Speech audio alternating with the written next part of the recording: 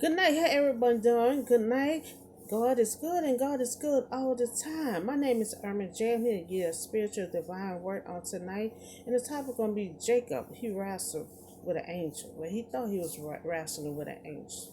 And he's going to come for Genesis 32, verse 22 through 31. Now, the story of Jacob and when he ran, remember he ran from his hometown, from sin against his brother. Now Jacob, he done stole Esau birthright. You remember that from for a bowl of food. And then down the line, he tricked his father for Esau blessing. So this twice Jacob took out from Esau. So Esau got furious and he got mad and he decided to kill his brother. So the mama stepped in and told him, "Well, won't you go by my brother's house? You'll be safe over there until your brother cool off." So he stood by her brother's house for a while and it ended up to be 20 years. So after 20 years, Esau decided he wanted to meet his brother. So now Jacob know he did his brother wrong. So he didn't know if Esau was coming to really comfort him or coming to finish the job. So as he was preparing to meet Esau, he was getting his gifts and stuff together to give to his brother. So he wanted to give gifts to make sure he figured he'd give his brother gifts. He won't try to attack him or nothing like that or think his brother and forgot. So he sent the gifts with his servants ahead of him, and he went by the camp and took a nap. So while he by the camp, a man meet him, and then they start wrestling, and they just start wrestling for a long time until daybreak.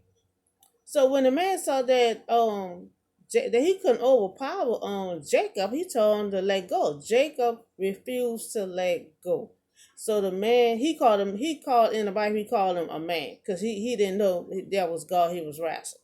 So he said the man pulled a socket, touched the socket off his hip because he refused to let go. And while his socket was out of whack, Jacob still was holding on and still was wrestling. So the man said, What is your name? He said, Jacob. He said, Your name is no longer Jacob. It's gonna be Israel. So Jacob's name got changed to Israel. And he was just holding on so tight and hitting the memory, he was hurt. He was hurt. His socket was all out of place. And he still was wrestling with this person that he didn't even know was God. So Jacob refused to give up. Even with his socket, his hip out of whack, he still was wrestling. Jacob was afraid to meet his brother, but he ended up meeting God face to face. And he also said he was thankful, had mercy that God spared his life because see he didn't know he was wrestling with God. So at the end, he was like, thank God for mercy that he spared his life. So God told Jacob, because you struggle with God and when men have overcome, then I will be blessed. Because you remember he said, I'm not going to let you go until you bless me. So God did bless him.